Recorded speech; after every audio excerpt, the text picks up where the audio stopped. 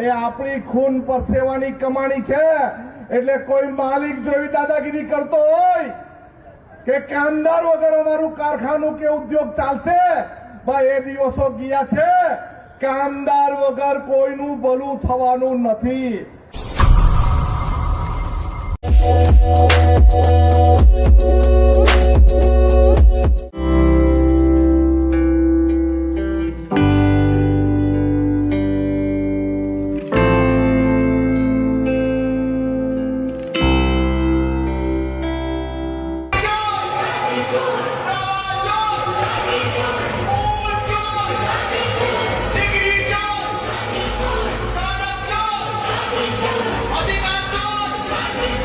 नमस्कार। सौने लड़ेंगे लड़ेंगे लड़ेंगे।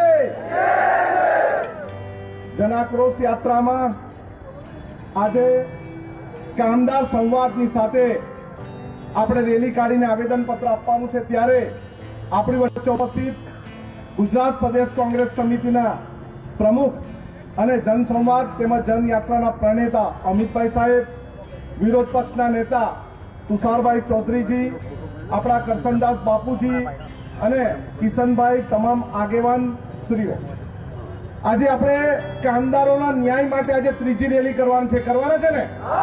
કરવાના છે ને? બધા મજબૂત છે ને? અને અનંત પટેલને કોંગ્રેસ સાથે તો નીચે જ બેહવું પડે ને તાપમાં જ રહેવું પડે। પહેલે જ તમને વાત કરેલી ને, એવા છાયડામાં ઉભા રહેલા હોય ને એ ખુશની દવા તાપમાં જ જવાનું છે। આપણે કામદાર છીએ, આપણા લોહી અને પરસેવાની કમાણી પેલા માલિક લોકો કરે અને ભાજપ વાળાને કવર પહોંચાડે એવા માલિકોને બતાવવાનું તમારી કંપની અમારા લોહી પરસેવાથી ચાલે છે। અમે કંપનીના માલિકને સારી ગાડી વાપરવાનું આપીએ છીએ અને પપ્પેના છોકરાઓ વિદેશ ભણવા જાય છે। એ આપણી ખૂન પરસેવાની કમાણી છે। એટલે કોઈ માલિક જેવી દાદાગીરી કરતો હોય કે કામદાર વગર અમારું કારખાનું કે ઉદ્યોગ ચાલશે, ભાઈ એ દિવસો ગયા છે। કામદાર વગર કોઈનું ભલું થવાનું નથી અને એ આજે આપણે બતાવવાનું છે। આલોક કંપનીમાં ઘણા બધા એચઆર દાદાગીરી કરે, અરે કાલથી આલોક કંપની બંધ કર દો, તાળા માર દો અને બહાર બેસી જાઓ। બેવા તૈયાર? તૈયાર?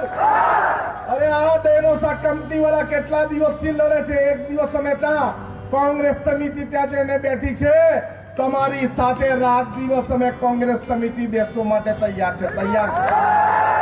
તમે તૈયાર છો? તૈયાર છો? અરે મેં વાત કરેલી તમને કે બેન દીકરી બૈરી બધાને લઈને આવવાનું, પરંતુ ખબર નથી આપણે હજુ છેલ્લી આર પારની લડાઈ લડવા તૈયાર નથી એવું લાગે। લડવાના છો ને? લડવા છો ને?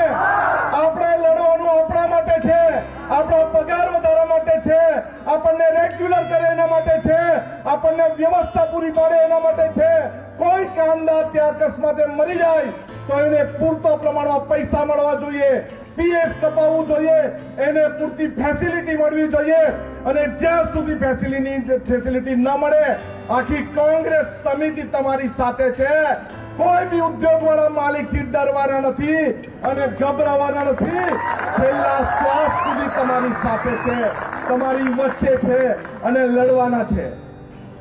આજે પોલીસ મિત્રો આવ્યા છે, મારે કહેવાનું છે ભાઈ તમે ભ્રષ્ટાચારની બનતી ટાંકીની તપાસ કરો। અમારા યુવક કોંગ્રેસના સાથી સાથે લોકોએ દાદાગીરી કરી છે, જેલ ભરો આંદોલન કરશું। કોંગ્રેસ સમિતિએ ડીએસપી ની કચેરીને તાળા બી મારેલા છે।